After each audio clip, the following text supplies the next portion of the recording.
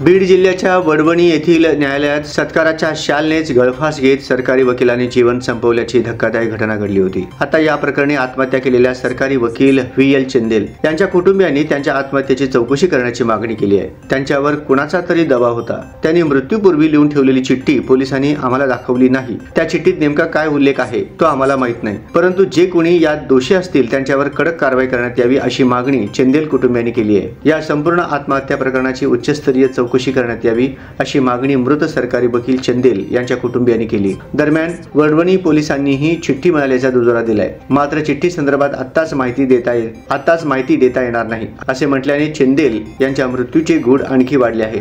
चंदेल हे स्वभावाने अतिशय चांगले आणि मनमिळाऊ होते। ते असे काही करणार नाहीत। त्यांच्यावर कोणाचा तरी दबाव होता असे त्यांच्या बोलण्यावरून वाटत होते। त्यामुळे सरकारकडून या प्रकरणाची सीआयडी चौकशी करण्यात यावी, तसेच त्यांच्या कुटुंबियांना आर्थिक मदत करण्यात यावी अशी मागणी गावकऱ्यांनी केली आहे। याबाबत जिल्हाधिकारी यांना भेटून गावकरी निवेदनही देणार आहेत। बीड जिल्ह्याच्या वडवणी येथील न्यायालयात सरकारी वकिलाने आत्महत्या केल्याने खळबळ उडाली होती। ही घटना गुरुवारी सकाळी 11 वाजता उघडकीस आली। न्यायालयाच्या खिडकीला शाल बांधून त्यांनी हे टोकाचं पाऊल उचलल्याचं पाहायला मिळालं। या घटनेची माहिती मिळताच पोलिसांनी तात्काळ घटनास्थळी धाव घेऊन पंचनामा केला।